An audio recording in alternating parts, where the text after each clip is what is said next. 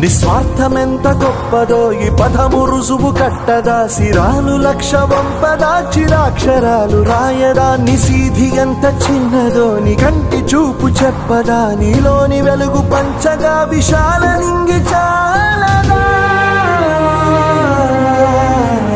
మనుష్యులందు నీ కథ మహర్షిలాగా సాగదా మనుష్యులందు నీ కథ మహర్షిలాగా సాగదా